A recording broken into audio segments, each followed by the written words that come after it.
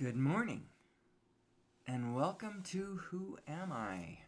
Just want you to know, even though I am streaming, I am so new to streaming, it freaks me out a little bit, so I'm not going to be looking at my chat room. I'm not even going to be looking to see if there's anybody in the room. It's a little past 5:30 a.m., November the 25th, 2024. And I am broadcasting from somewhere near the Rio Grande, United States Pacific, no, United States Mountain Time. Anyway, I'm practicing a muscle. My muscle is, can I stream? I can make videos, and you can go over and look at my channel. I've got, God knows, I don't know, well over 200 videos, because I do them every day. It's just me riffing. It's just me streaming my riff, as we're going to talk about who am I? Who are we as human beings?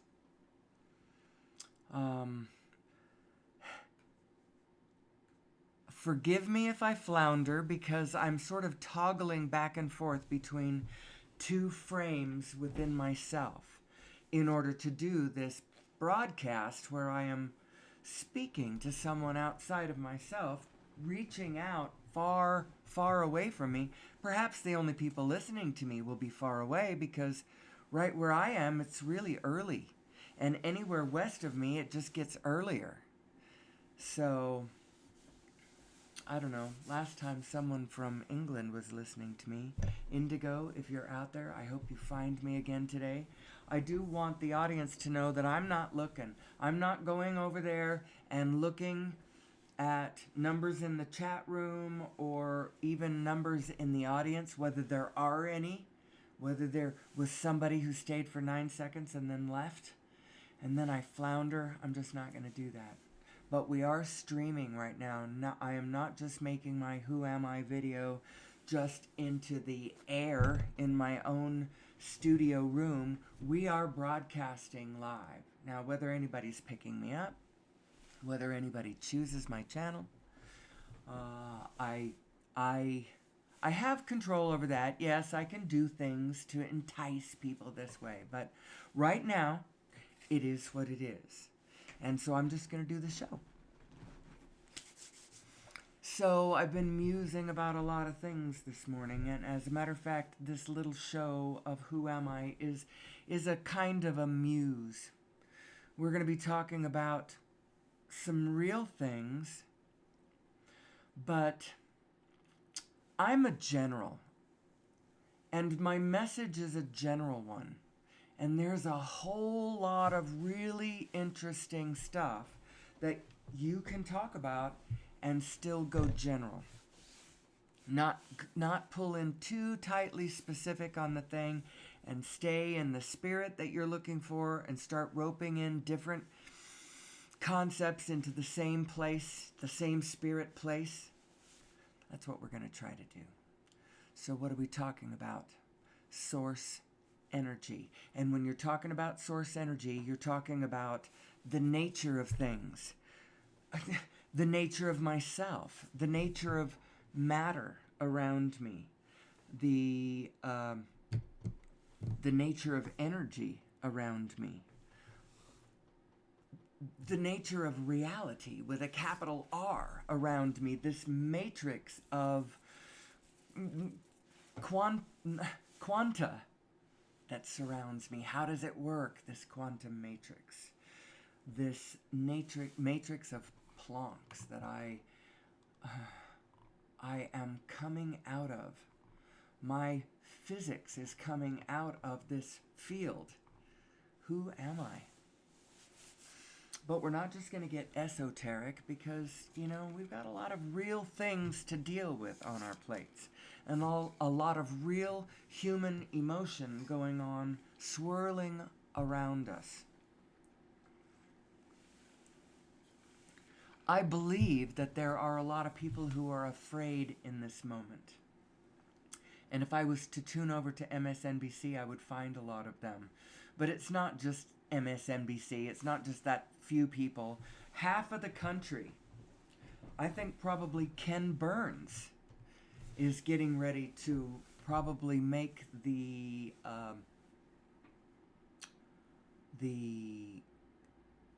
what are the things that he makes? Docu series of a lifetime, probably, as he cries out, this is what is at stake. This is what is. He's probably going to do. Has he already done one about the Holocaust? I don't know. Humanity has PTSD. I want you to know that. We have generational trauma, and it's passed down in different ways. The things that have traumatized us as human beings. And I'll tell you what, without much in between, at least for me, I was raised by parents who lived through the Second World War. My dad fought in the Second World War, or as I like to call it, the World War Part 2. Because I like to think that there's only one world war. We're only going to have one world war. It had parts 1 and parts 2. Or parts 1 and 2. But there's only one world war. When you say World War I and World War II, it implies that there's going to be World War III and World War IV, and it's just part of what we do. When in actual fact, it was the same impetus, almost literally, because the one who invited us back to part 2 was Hitler. And he was so not done with World War I. He was still fighting World War I. We all called it World War II, but it was still his, Anyway, we're traumatized. We've been traumatized by everything from the flood traumatized us. Here we're bebopping along on a magnificent planet with, technology, stability, abundance, clarity, order, I guess. I'm going to imagine that that's where we were when the flood swept across. It was an asteroid that hit the Caribbean, I think. I think it's the one that hit around Mexico. In any case, an asteroid hit the planet, and massive floods and catastrophes happened. There's a reason how come there's a Noah and the Ark story.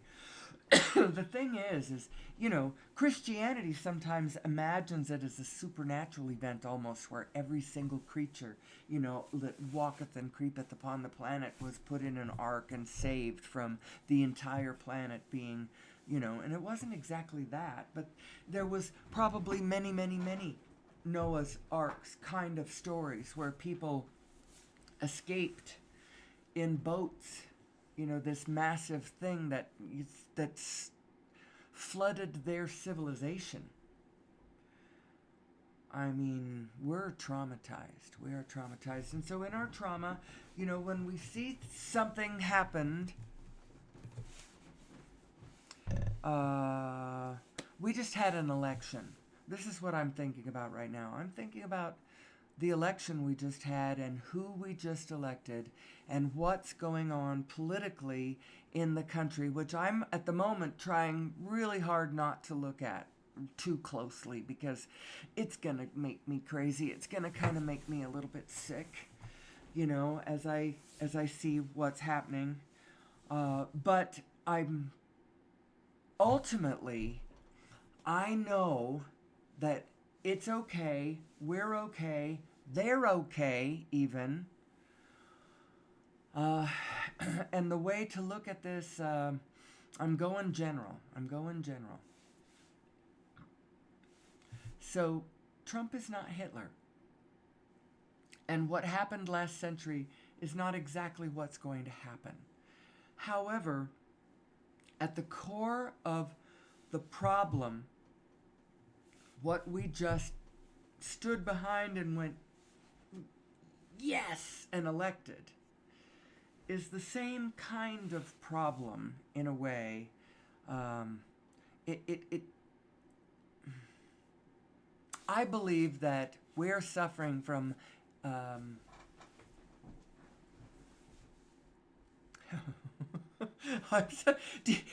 if you only knew what it was like to stream, it's different. It's different. Your mind goes in a different way than when you're just making the videos, because you imagine that there could be people out there listening right in this very moment. You don't have time to edit it. If you have to cough, you can't, stop it. They're going to hear you cough. So, anyway, it's difficult. I think this through in my head before, and when I'm just recording, sometimes I can capture it. But this learning the muscle of just being relaxed, and think about it just like any other video when you are streaming. It's a muscle I haven't quite worked out yet. The show is Who Am I? My personal thesis is that every single problem that we face is it being caused pretty much as a result of us not knowing who we are. Now, with perhaps one, no exception. I was going to say climate change, because I think that there is an underlying climate change that is not being caused by human beings, but the exacerbation of climate change and our rigidity and inability to just be flexible and deal with it better is all deeply affected by us not knowing who we are, and that everything, all of our problems would be well ameliorated if we did know who we are. And so every problem that we face is actually us needing to understand who we are. And so I make the show, Who Am I? Who am I? And we're going to talk about, I talk about esoteric things. I believe that we are vibrational beings, and we live in a vibrational universe. And the rules of this vibrational universe are things like that which is like unto itself is drawn, and what you put out is what you get back. It's sort of this echoing, reflective reality, because the whole universe is actually reflecting something back to you. And you're realizing what it is that it's reflecting back to you, and what control you have over how your life reflects back to you based on what you are putting out. And I'm not even talking about, changing your actions outwardly, so much as beginning the process of following the impulse that you find from within you. It starts with what you're thinking. It starts with how you're feeling. So when I talk about being positive, or what you put out is what you get back, and so the kindness that you put out equals the kindness you get back, if immediately that you think that means you've got to let go of some of your treasure, or spend some of your time passing out blankets at the homeless shelter, and you don't want to do that, and so you must be a bad person, and so you just sit and flog yourself about being a bad person instead. I'm not talking about that. That is actually imagining from the outside what you, I'm air quoting, should be doing. And then when you don't do that, feeling bad about yourself, that's a sort of a short circuit you've got yourself into. We're not talking about that. We're talking about following that inner impulse, believing in who you are, staying in the positive.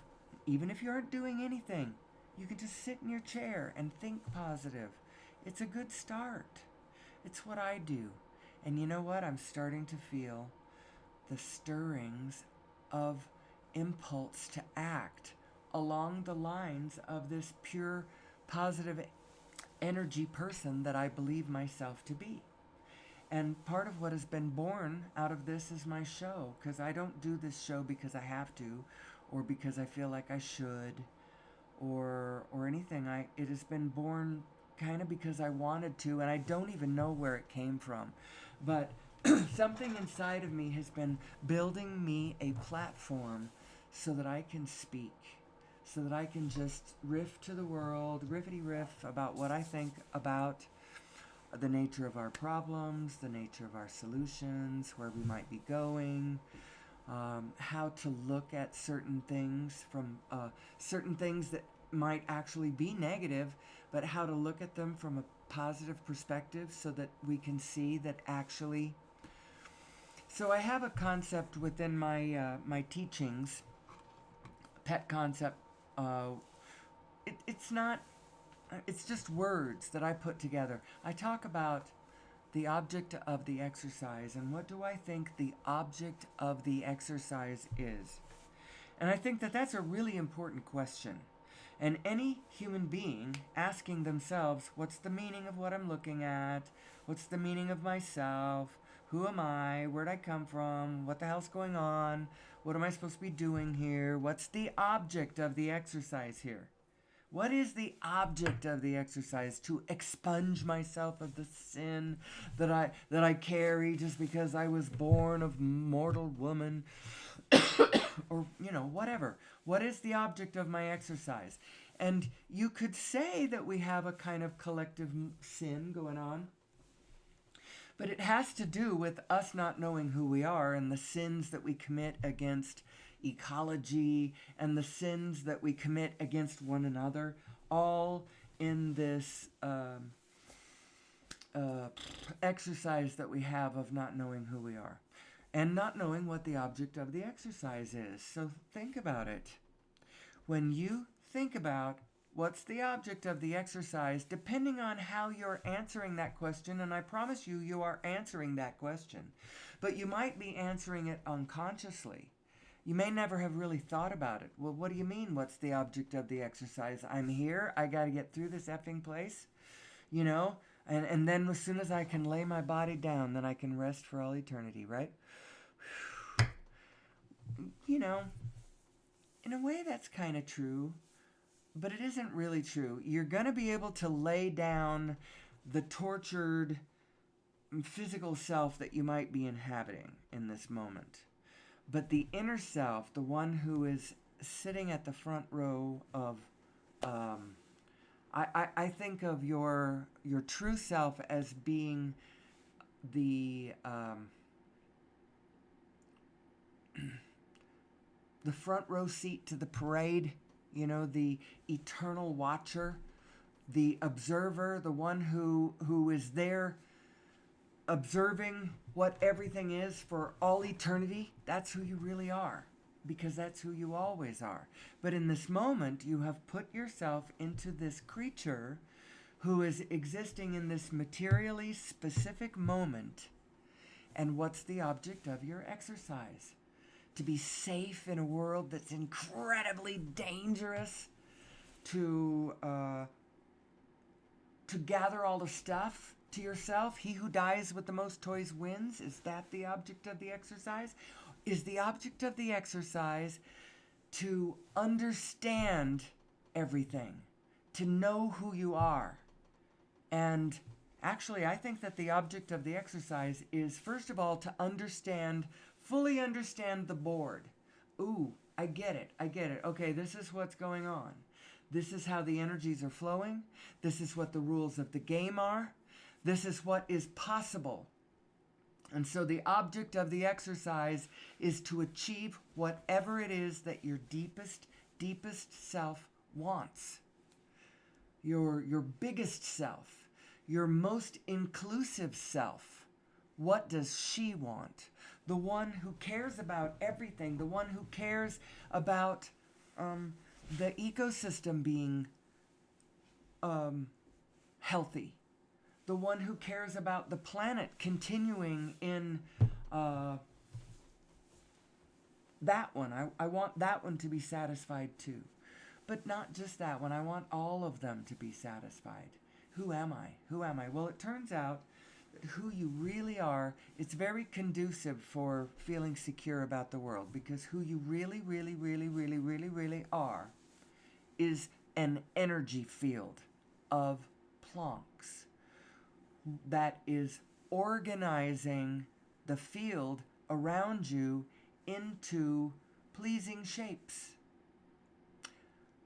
Ultimately, that's who you are. That's generally who you are. Now, that was an oversimplification, of course, way oversimplification. But when you boil it down to its fundamentals, that's what you are. And so the object of the exercise is to follow your bliss, follow your desire, discover the possibilities, and understand your equipment, and then be yourself and go make some corner of the world a better place because you're there doing it. Whatever it is that you're doing, that you're so excited about, that you love, that you're having so much fun, that you're including others, that you're dancing with the field with. That's what makes the world magnificent. Go dance with the field. Whatever floats your boat, whatever makes you happy. And you might say, well, I don't know what makes me happy. Well, start in little ways. Start in little ways.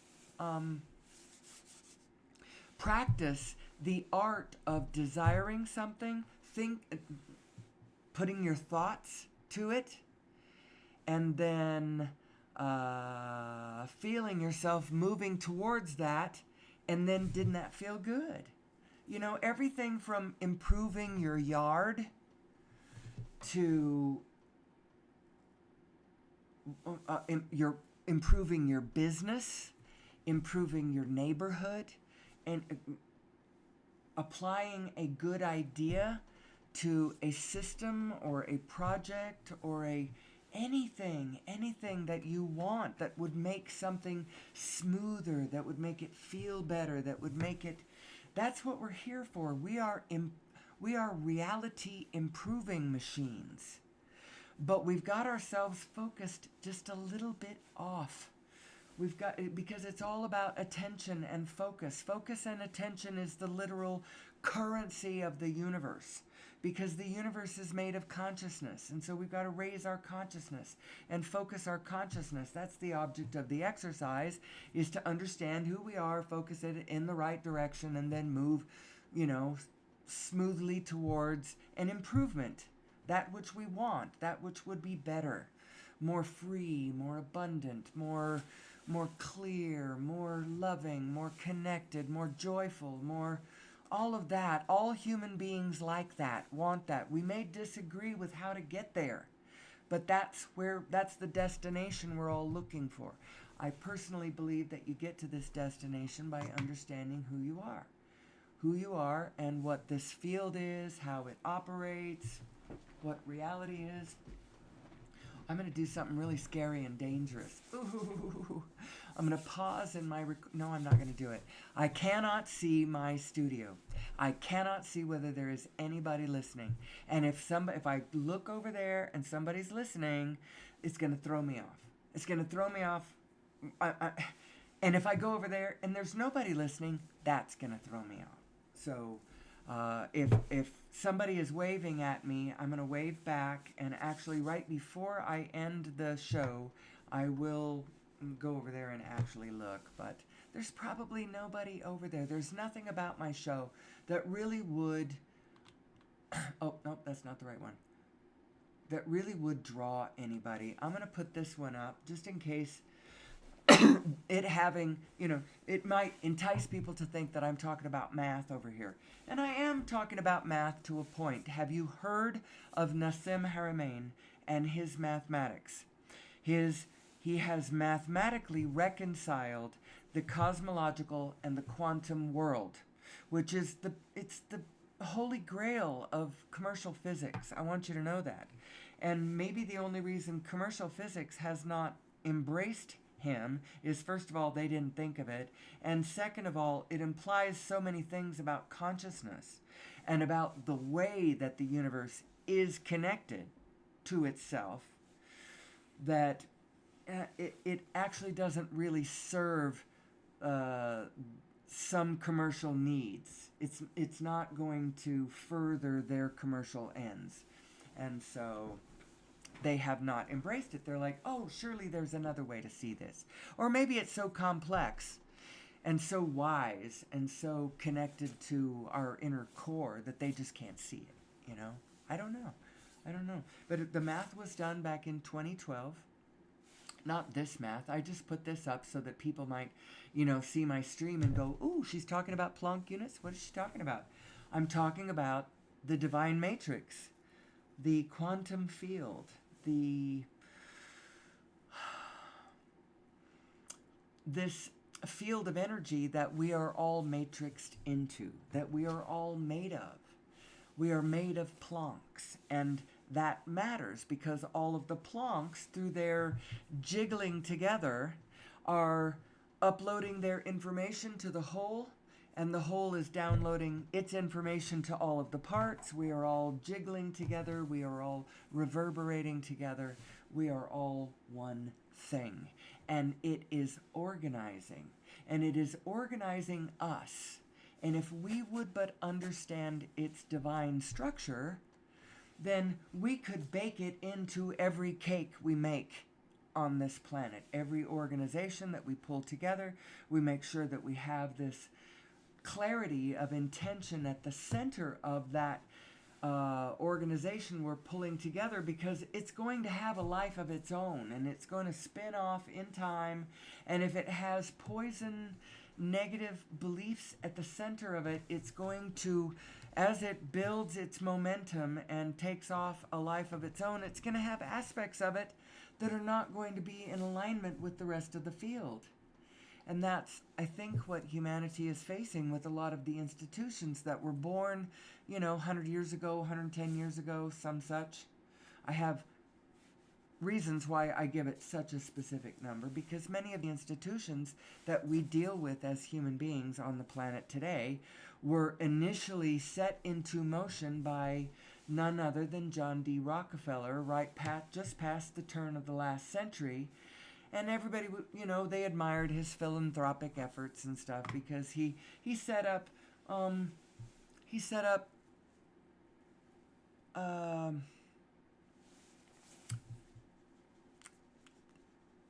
doctor colleges is the word and I'm trying to come up with a better one than doctor colleges, but the universities to educate our physicians. Maybe that sounds a little bit better than doctor colleges. He set that up.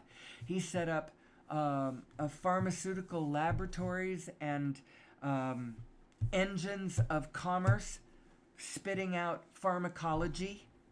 He was instrumental in setting up the rules of X number of vivisection the tests on animals need to be done with that pharmacology before it's put to market, or legal this and that and the other. So the legal rules, the pharmacology, the pharmacy, the laboratories, as well as the doctor colleges, and all of that was all set up like at the same time. It was a whole system that was put into place. And we live today with the legal and the medical and all of the momentum of all of that crap is still with us today, and it poisons some of the purity of us trying to find all of the answers to our health, cellular coherence, and how to maintain it. Is it best to be done by imagining the body as a mechanical thing that actually pharmacology is not how you would fix a mechanical thing, but we are actually energy beings, and the whole situation is different than our whole setup says that it is. And I don't know what we're going to do with that, because where we're going is such a long way from where we are. So I'm not going to worry about where we are so much. I'm going to focus on where we're going, on an understanding of who we are and what we can do with it once we understand who we are and what we're made of and how to focus, and the understanding of what you're getting is has a direct relationship to how you're focusing on whatever. Are you focusing on problems?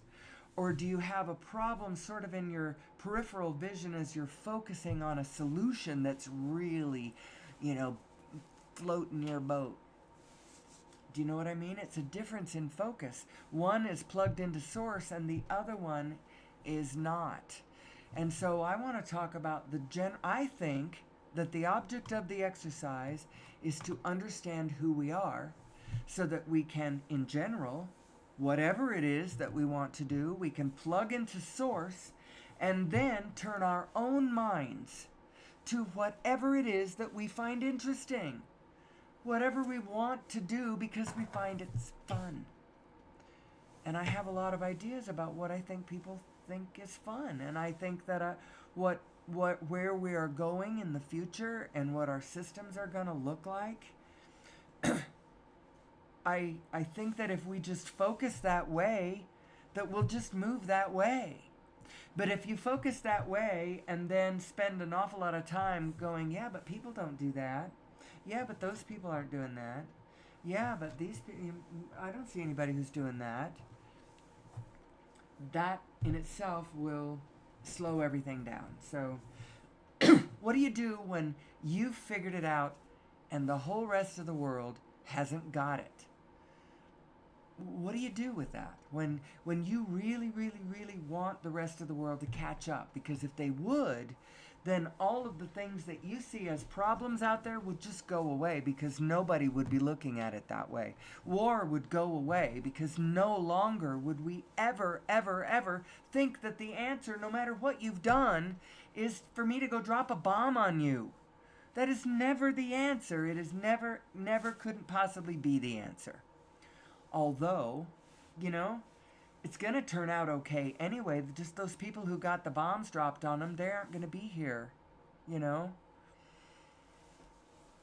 And the people who dropped the bombs on them, they don't understand yet. Who am I? And how is this all going to work? Well, first of all, we got to understand that we are one morphogenetic field upon this planet. If you have any understanding of what a morphogenetic field, it's like a non-physical, non-visible field of information. And so you're like, well, it's a field of spin is what it is. And contained within whatever that spin is all the information in that field. I don't know how to describe this stuff.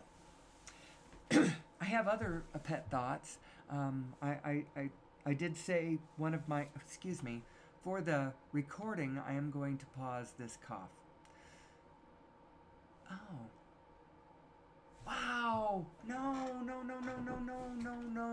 Oh dear. Okay. All right, I have another technical issue. While I'm streaming, I can't pause. Am I supposed to be able to?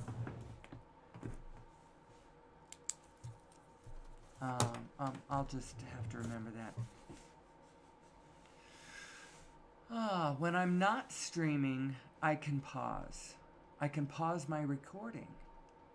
I can stop my recording here, but I can't pause it. So I guess we're in it for the whole thing. If I'm streaming, boy, there will be no editing whatsoever. And I just post this raw. Someday I'll do something more with this content. It could be chopped and it could be zhuzhed and zazzed and AI'd and presented in bites and, so that people would pick up on the... But right now, I'm just trying to find my voice. And as it turns out, I cannot pause this recording, so here we go. We are 34 minutes in. We are discussing the nature of reality. That is what we're discussing. And the background assumption is we are vibrational beings in a vibrational universe. law of attraction is a thing. Actually, I have a thing I call addition consciousness. It's where I just add all the gurus in. Add every positive person who's trying to say anything about the nature of the universe. Add them in. See all of them as though they were... Do you know the old analogy, the old story, I don't know what you call it, a fable? I don't know what it is. But what it is it's a bunch of blind men standing around at different positions on an elephant, talking about, or arguing perhaps, about what an elephant is. No, it's like a snake. No, it's like a rope. No, it's more like a sail. No, I think it's more like a tree. No, it's much more like a wall. And everyone is standing, at a different point of the elephant. And if they're arguing about it, then we've got a problem. Nobody's really coming to a greater understanding of what the whole thing is we're looking at.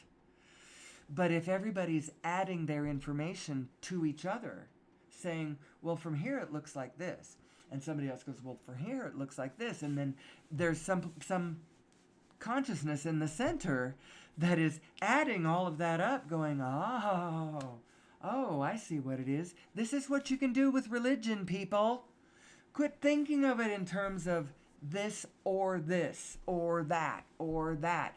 Every one of us standing in any religion is pointing at some aspect of this same elephant that we are all looking at. And so the answer is add it all up. Addition consciousness as opposed to subtraction consciousness, which is like you fend it off at the door.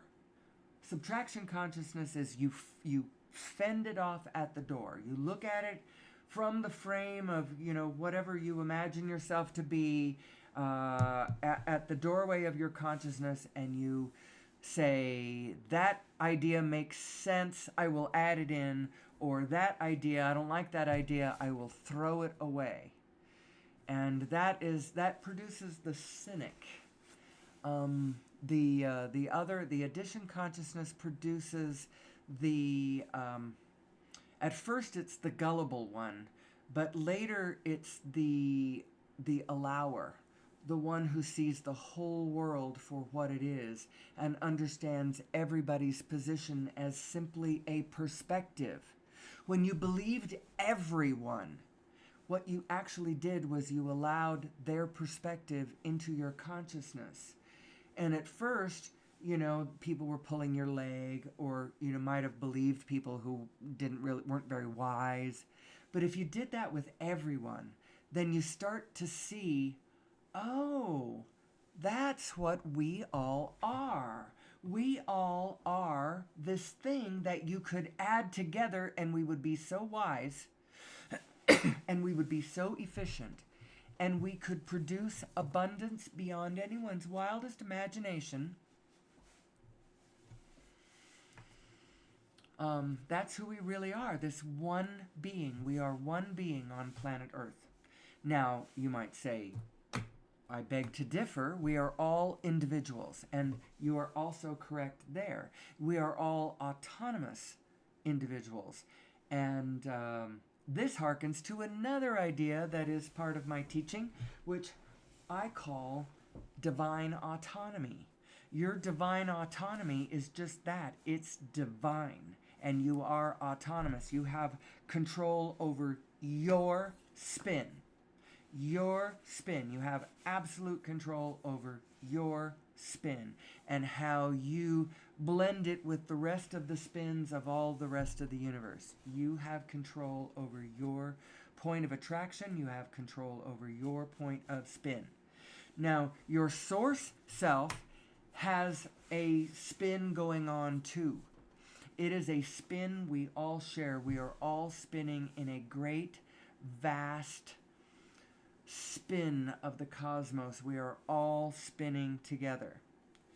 And yet, we are all spinning individually. And each one of us can plug into the call of Source and then call your own spin. Or not. You can do whatever you want, actually. You are autonomous. You are divinely autonomous. And if you will build from the center of your divine autonomy a momentum of positivity, you can overcome a lot of the storms and vagaries of the negative um, world around you, the chaos that swirls around us, because we are living in, as we understand and don't understand ourselves, we are swirling in little pockets of chaos and coherence. And you get to decide who you are in all of this.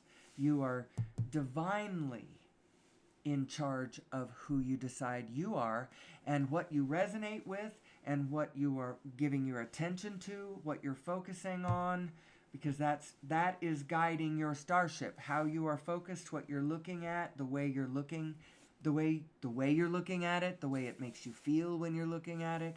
All of that is an indication of which direction you are moving your light ship through this divine cosmos that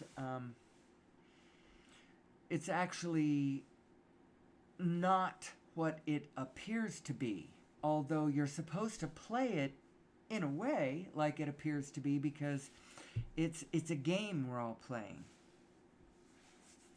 But it's actually ever so cool, and you have so much more control than you ever thought. But you don't have control over the outside. You have control over you, and how, if, and when you blend with the greater whole, and what parts of it you resonate with, because I'm telling you, there's everything out there on the buffet. Everything from the most wicked of wickednesses, and divine of divinities, and, you know, the muddiest of muddies and the clariest of clarities. It's all out there on the buffet. And whatever you're paying attention to and focusing on, that's where you're going. Even if you think that you are focusing on that negative thing from some sort of positive reason. I'm focusing on pedophiles, people, because I have a child, you know, and this world is real. And so I have to focus that way, because I have to make sure that I do not, because I'm thinking about moving, and I don't want to be the one that moves into the neighborhood with the creepy guy next, whatever. That's what you tell yourself. But this is not keeping you safe. This will not keep you safe. What will keep you safe is understanding the true nature of the universe, and then finding your connection to your vibrational greater self. Know that you only have that connection if you feel good, at least content. You have to feel at least content, or you don't have a good connection with this greater self that you are. This greater self that you are feels at least content all the time, is perfectly happy with all things, even unto Holocaust, doesn't have a problem with any of it, understands completely that it's just a question of you catching up and understanding what it is you're looking at in order to set the order back, to soothe the chaos and encourage the coherence. You've got to understand what it is. Its spin is what it is, but it's positive spin and negative spin, and it has to do with your greater configuration. You are a vibrational being in a vibrational universe, and you do have a greater aspect of yourself that is vibrationally in touch with all things real. Your spirit self, I can't get over this one myself. It's why I keep saying it over and over again to myself. I say it to other people all the time too, my daughters, if they ever need help. Your spirit self is not all about spirit. Your spirit self is intimately in contact with all things real. It knows what's real. It knows what current events are. It knows who just got elected president, and it's not worried about it. You know? Because we need to understand who we are, and who we are is humanity. With a capital H, we are humanity with a capital H. We cannot be pushing against one another. We need to understand that we are all in this together. I got to turn the heater down. Excuse me. There is no us and them, and so we should quit thinking that way. We should quit thinking about the things that aren't real, and we should only think about what's real. Now, you might say, okay, there's only one of us here, but how about those really bad people? And there's really bad people. Only there aren't any really bad people. What there are really good people who completely do not understand who they are, along with all the rest of us don't understand who we are. And we've been creating these really bad people because we don't understand how fragile is a baby human psyche, how easily it is scarred, and then what that scar tissue produces in their thinking as far as, negative beliefs, their belief in negative beliefs, which actually are poison to the well, because the only ones that are really true are positive. The others are, they might be true, but they're agents of chaos and disorder. And those come into play only when we are not in alignment. That chaos and disorder is something that we create when we aren't in alignment, when we create the systems that we create, our transportation systems and our energy systems and our healthcare systems and our economic systems. They are not in alignment. They aren't in alignment with who we really are. They aren't in alignment with the field. We weren't in alignment when we created them, and they are leaving souls out. There are beings out there who don't have good opportunity to, raise their children in safe environments with, decent physical conditions.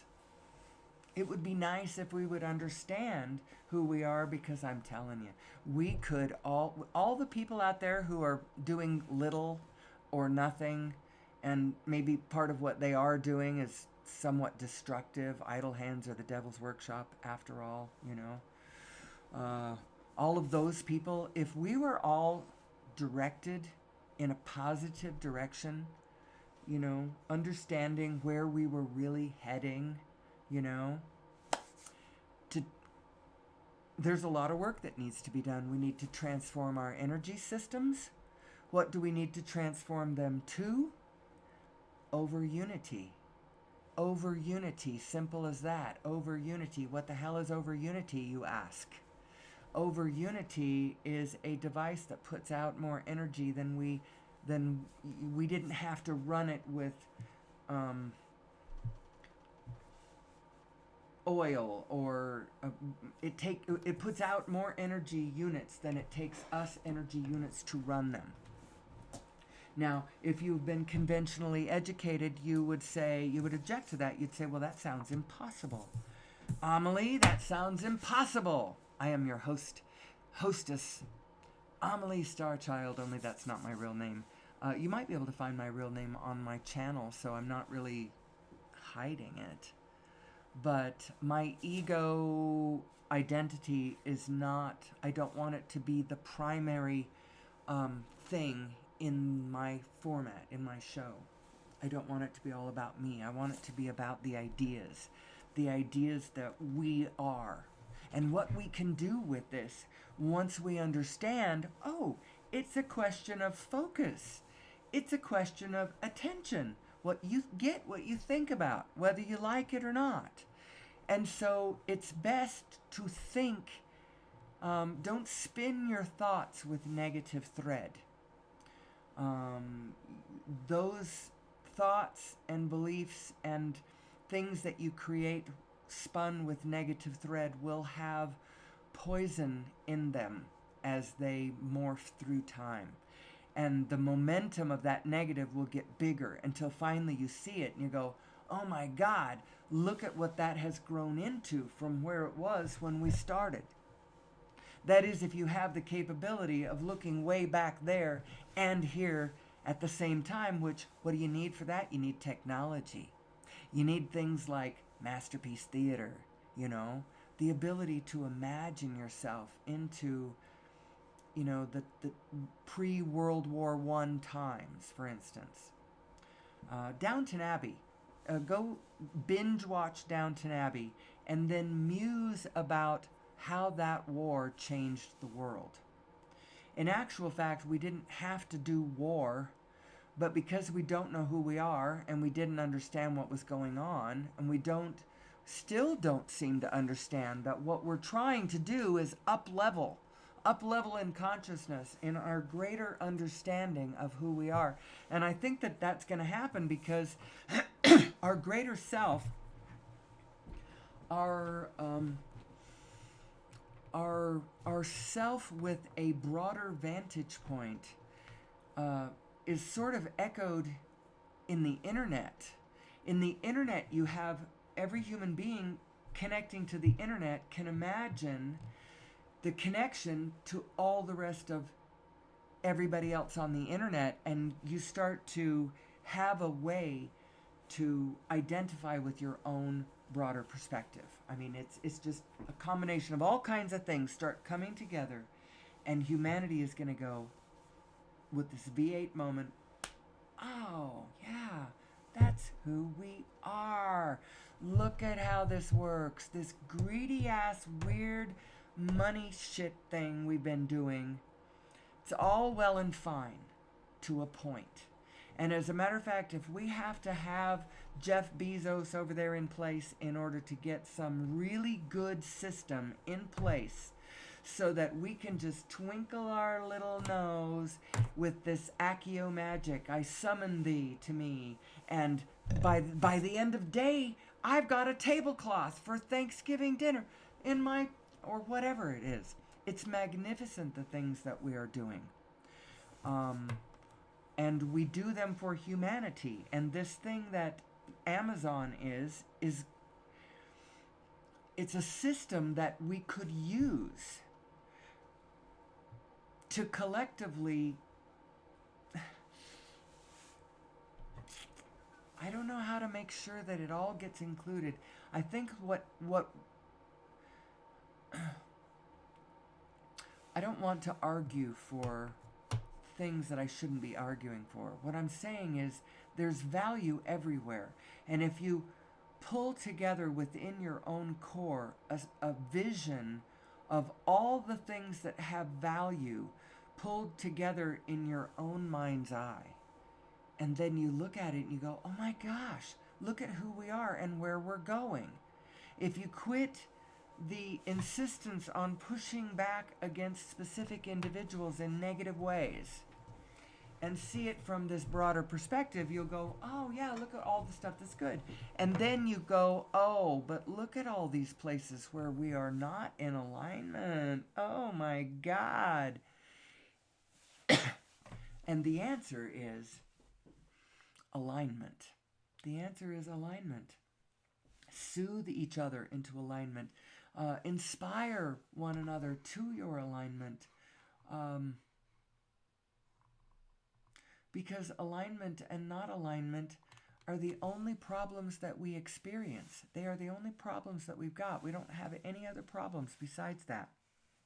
You know, so I had the Planck units up for the longest time. I never said what the Planck units were. What's a Planck? It's the smallest frequency that you can imagine in this density of this universe. It's the shortest one. You get it by taking a photon going at the speed of light, crossing its own diameter.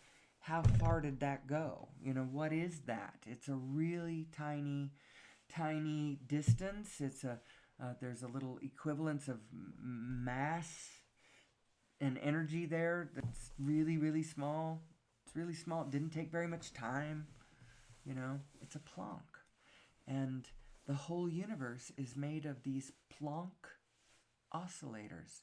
And the universe is actually a solid pack of these Planck oscillators. And when they go into organization, when they go into spin, we call it stuff. And when they aren't spinning, when they're just potential, oscillation there, we call it space.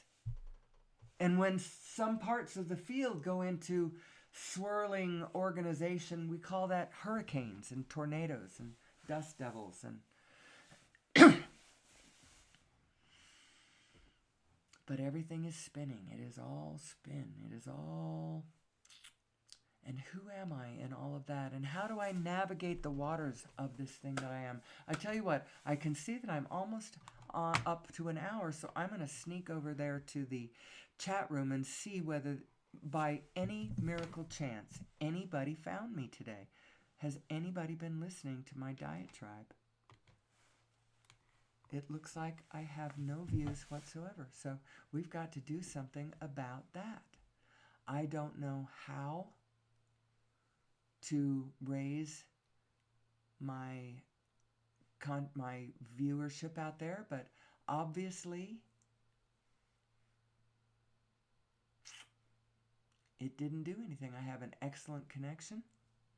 I have absolutely nobody in the chat room. Nobody viewing. Well, isn't that sad? Well, I gotta figure it out. I don't understand what the problem is. I wonder if... What happens if I do this? What does that do? Oh. Huh. Is that what I had to do? And now somebody can see it. Oh. Oh. I bet I had to do that. And I didn't do that. Okay. Well, tomorrow will be better then. Okay. All right. Well, I've been at it for close to an hour. I think I'm going to... I'm going to sign off for now. You can pick this up on my live, on my videos or my podcasts, which I don't know how anybody sees that either. Everybody is flooding the market with voices. Hey, I want to speak. I want to speak. I want to speak. And so I'm just down there in the clamor somewhere. Hopefully my wisdom catches on at some point. I would like to see humanity up-level to a magnificent degree. Who are we? Who are we? I would like to see us living the future that I know that we can. And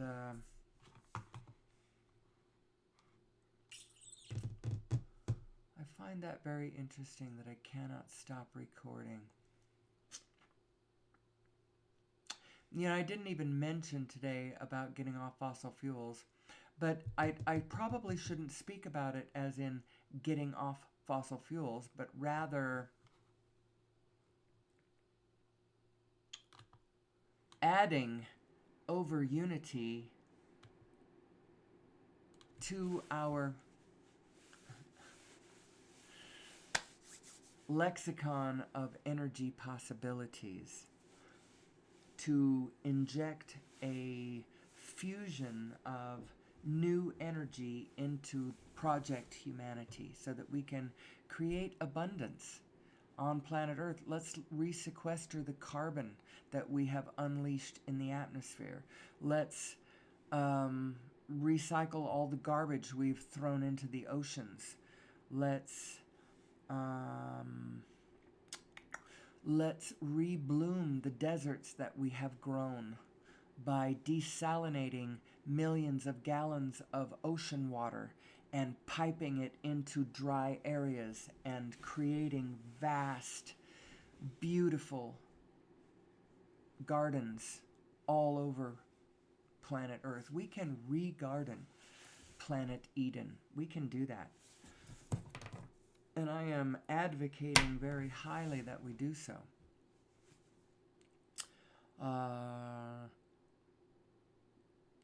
What else? What else?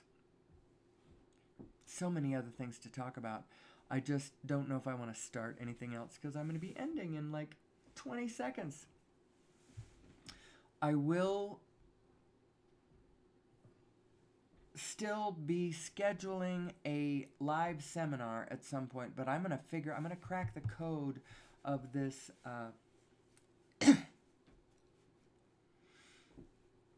not having anybody in the audience, I'm going to crack that code before I ever do a seminar, because I don't want to do 8 hours and have nobody in the room with me. That would be sad. That just would be sad.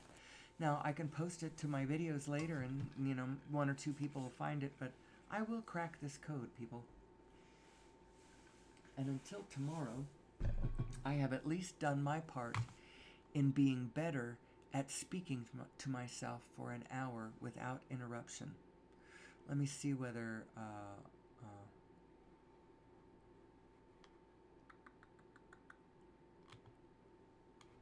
it's possible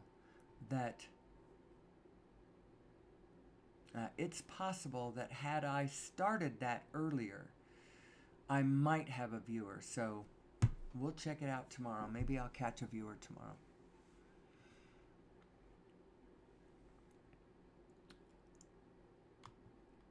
But for all of you people who listen to my regular videos, I'm going to end it for today. And so you do the best you can. I love you.